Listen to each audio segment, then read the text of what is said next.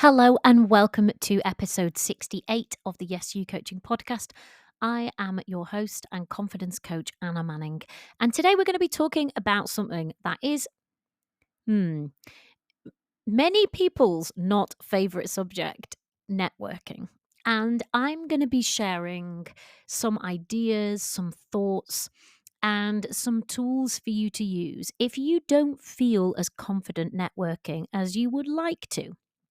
So, whether networking is a big part of your job or just a little part of your job, it might be something that you do. It might be something that you have to do. It might be something that is part of your role.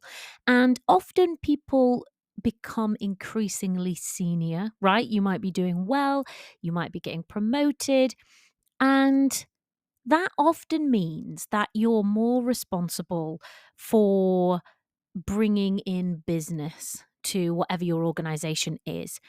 It might mean that you're more responsible for growing and maintaining your professional networks, whether that's internally in your organization, whether that's within your industry, or whether that's outside, whether that's with clients.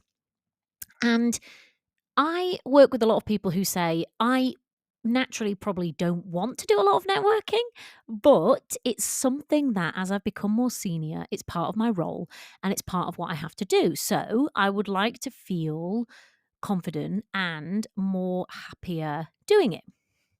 So I coach on networking quite a bit, as you can tell. So I've heard lots of the same issues come up again and again. And I guess before we start, I should say what I mean by networking. And I went to the Cambridge Dictionary and they said networking is the activity of meeting people who might be useful to know, especially in your job. Now, I think that's a helpful thing to get right up front. Networking is the activity of meeting people who might be useful to know, especially in your job. Well, that doesn't sound too bad, does it? Just meeting people who might be useful to know.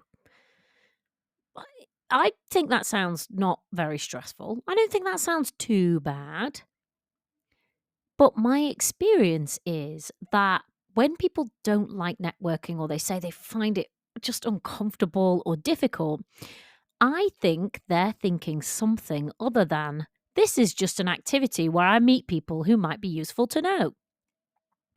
To me, when I say that, I think it's not too pressurized, and I don't know, maybe you have a different view.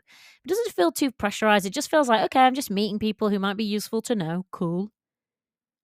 But we're going to explore some things today, and I want you to think about what rings true for you. Because when people say they hate networking or they don't feel comfortable or confident doing it, I often find that it's coming from their thinking.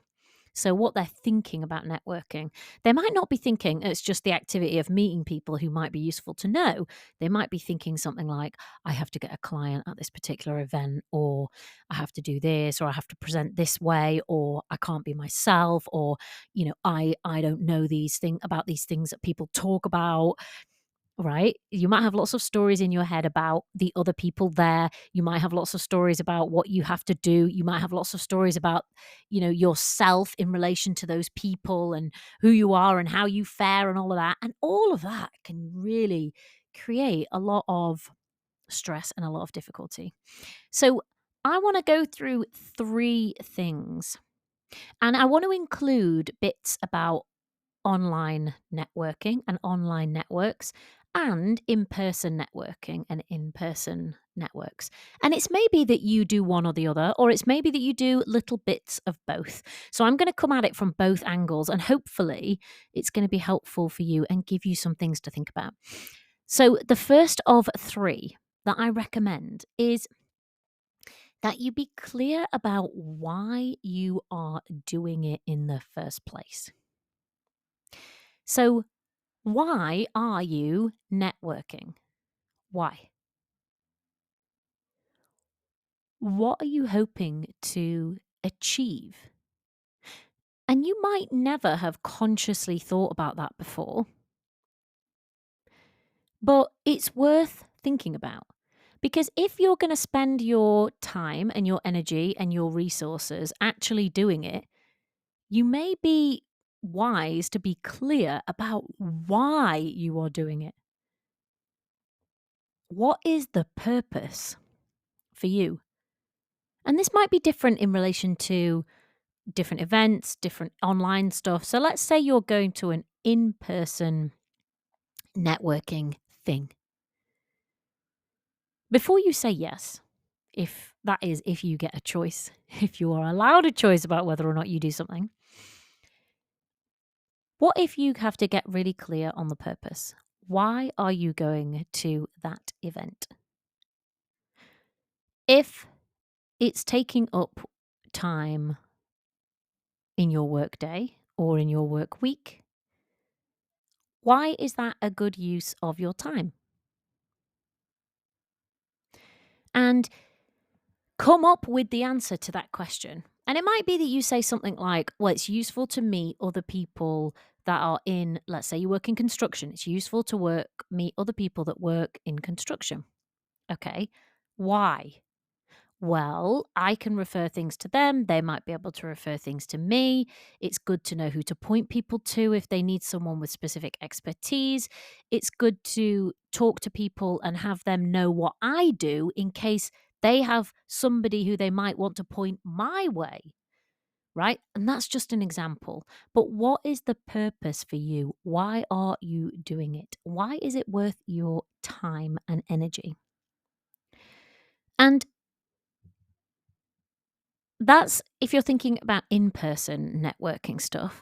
But if you're thinking about online, because I've coached people on this many times, it's like, oh, I have to be on LinkedIn or I have to be on Instagram or Twitter or whatever it is, X, whatever it is for you.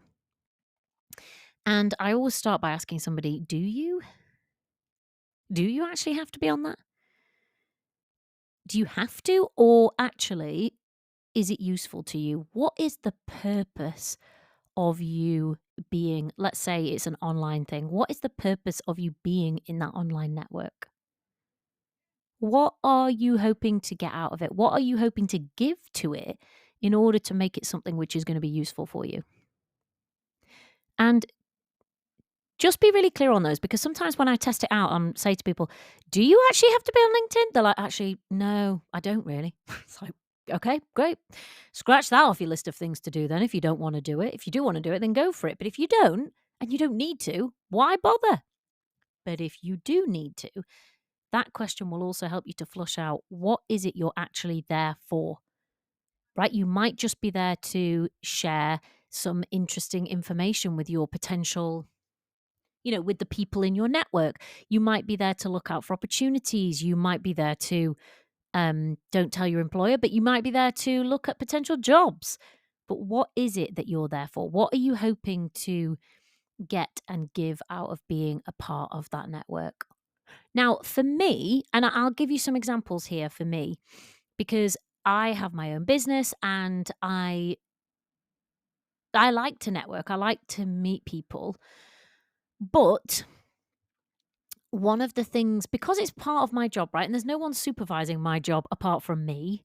I have to make sure, okay, if I'm going to be spending my time, my business's time is what I'm spending to network on LinkedIn or on in person, why am I doing that?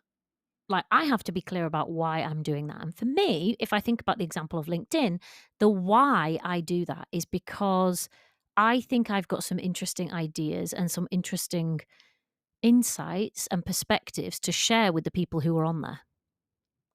And I like to share, and it's a great, very, very easy way of doing it for me.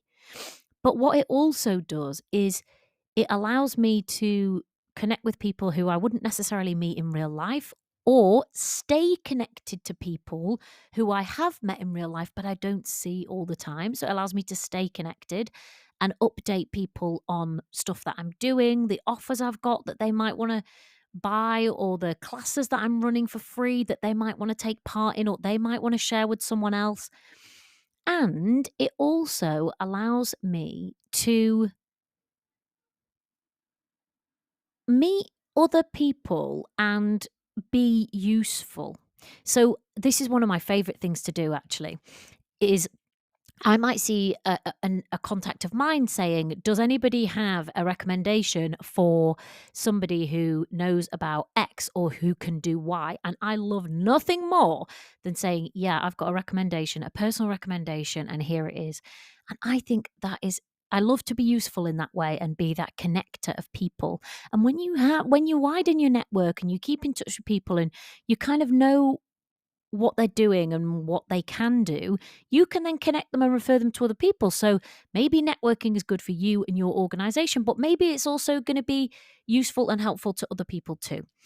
And then if I'm joining an in-person thing, what is the purpose of that for me? And I'm clear that if I go to something like a network event or, something in person, I'm not going there with a view to coming home with 3 clients, right? That's not what I do at all. And for a lot of people, they seem to get stuck when they think, I've got to come away from this networking event with 5 clients. It's like, do you? Probably not.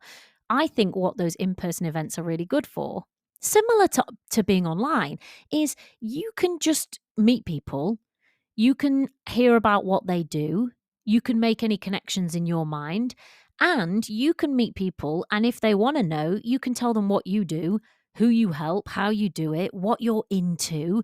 You might have areas of commonality, things that you're both really interested in.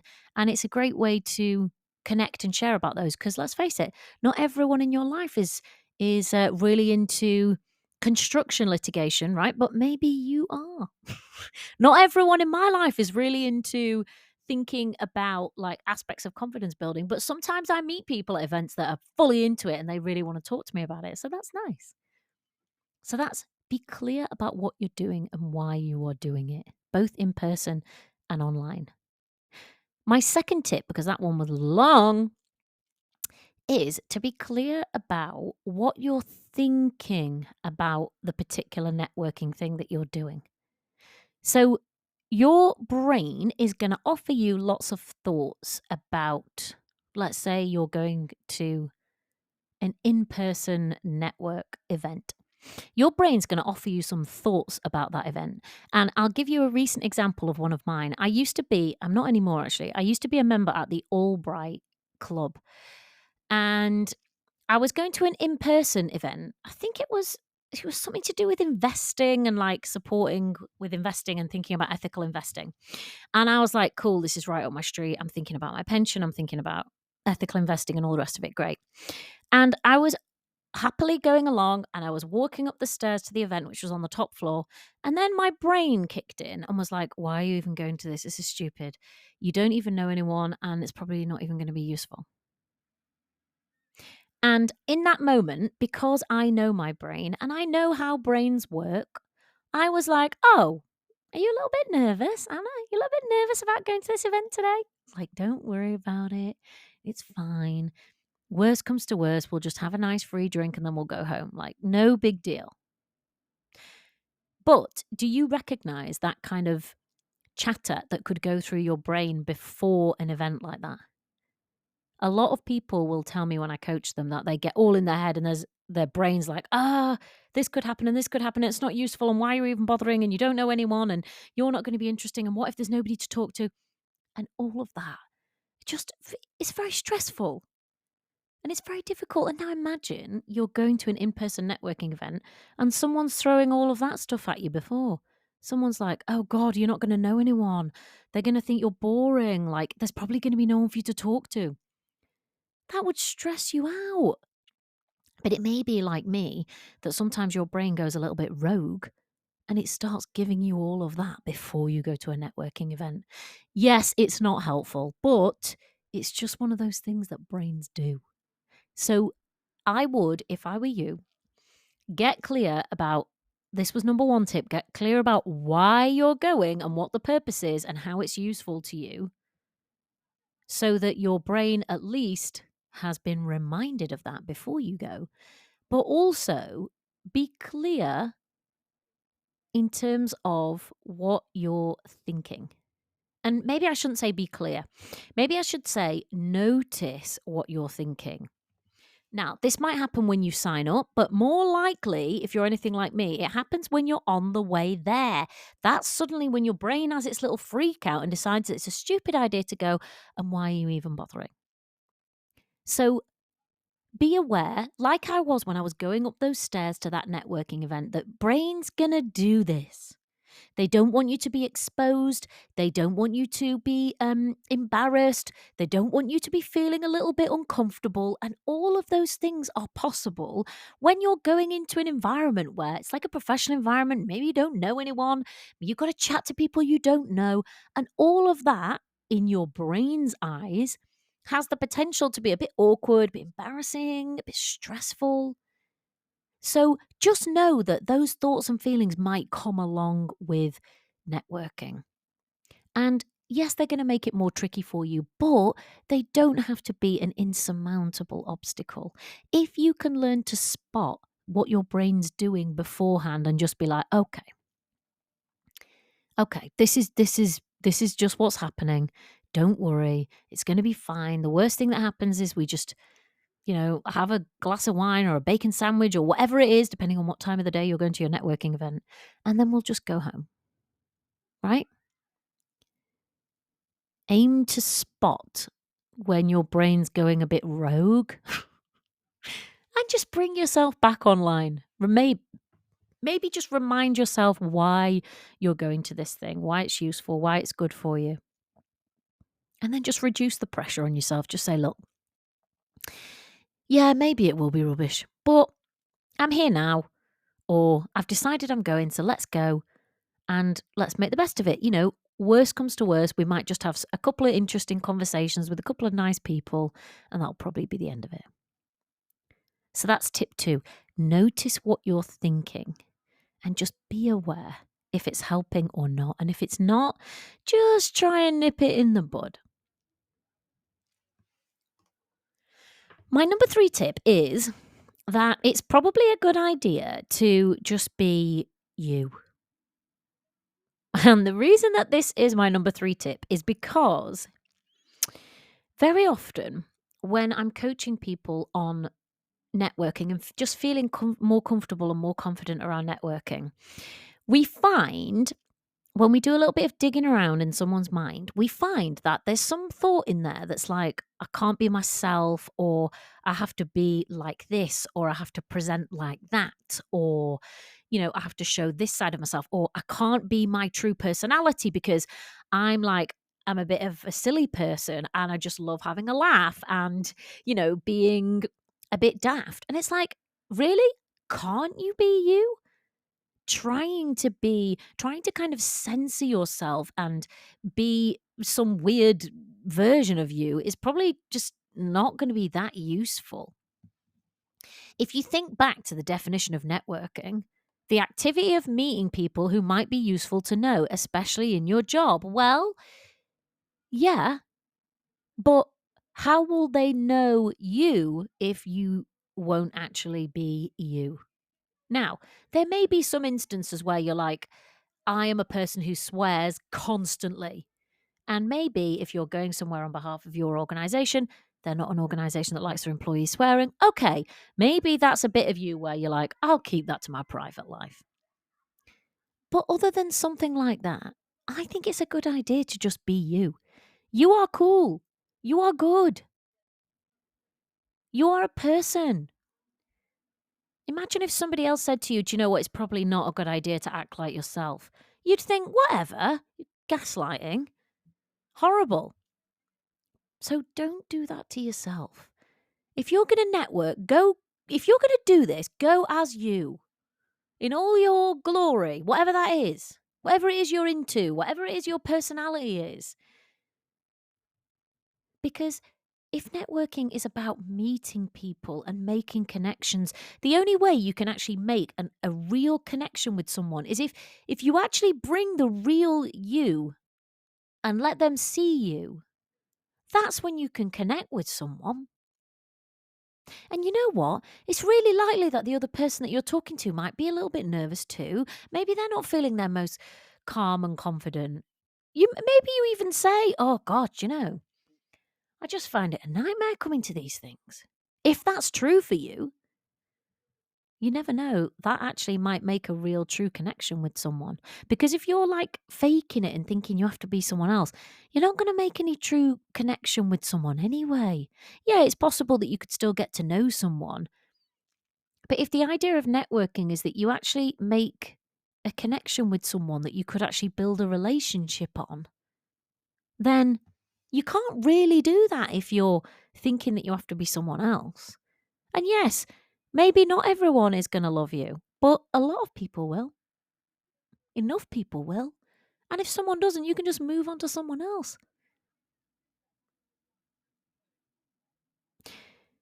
So, I'm going to recap. My number one tip is be clear about why you are doing this networking thing. Whether it's in person or online, why are you doing it? What do you want to give? What do you want to get? And if we think back to the definition of networking, they think it's just the purpose is to meet people who might be useful to know. Cool. That doesn't sound too stressful. I reckon you can do that. And then number two, just notice what you're thinking before you go, when you're going. Notice that your brain might go a little bit rogue and it might stress you out a little bit, but you can be there for it. You can notice that. You can be okay with it. You can be like, yes, brain, I know you're nervous. Come on. We're only going to be here for an hour. Don't worry. Whatever kind of support you would need from somebody else in order to kind of boost you enough to go there, remember you can just give that to yourself. And my third tip is that it's probably a good idea to be you. It's the only way you can ever make a real connection with someone. And if that's what networking's about, making a connection so that you can potentially form a relationship with somebody that it could be useful to know, or maybe just even nice to know. That's how you're going to do it, as you. Okay. That is my 1, 2, 3 of networking. And as always, if you want to come and do private confidence coaching work with me, you can look in the show notes of the podcast and you can click the link and book a time to speak to me. And we'll have a 60-minute free hour where you can tell me all about what your challenges are. And I will tell you whether or not I can help. And if I can, I'll tell you exactly how I help people, the work you will need to do to grow your confidence, and how all of that works. And if I can't help you, I will tell you that too. The other offer that I have for you at the moment, because actually, let's think about it. This is network. Okay, it's not networking in that you don't get to talk back to me, which is a little bit of a shame. But this podcast is, and it's funny that I only just thought about this, but this is an activity that I do to meet people who it might be useful for me to know. You. And all right, it's a kind of one-sided way of knowing somebody, but if you listen to the podcast, you probably feel like you know me. And if you want to do more work with me, you see, this is one of the reasons that I do networking. It's one of the reasons that I do the podcast, is so that people can get to know me and they can get to find out about what it is I help people with, so that if they want that, they know where to come and get it and they know that I could help them. So the other offer that I have for you in that spirit is the Confident at Work digital coaching course. And I think we've had like 15 people sign up now, which is really exciting because I released it in September and it has been a labor of love. I've built this course over time using everything I know about why people get stuck in a low confidence cycle and what helps them to break out of it. And it's digital, so you can do it on your phone or you can do it online. And you can go through the course at your own pace and your own time. And there's loads of cool material in there. So I'll leave a link in the show notes to that too. And that's all I have for you this week. So have a good week. If you're doing networking, I hope this was useful to you. If you know somebody else who does networking and they find it difficult, then do do them a good turn. Maybe there's somebody in your network that could benefit from hearing this episode or any of the episodes on this podcast. Feel free to share with them. And I will see you in next week's episode. Bye.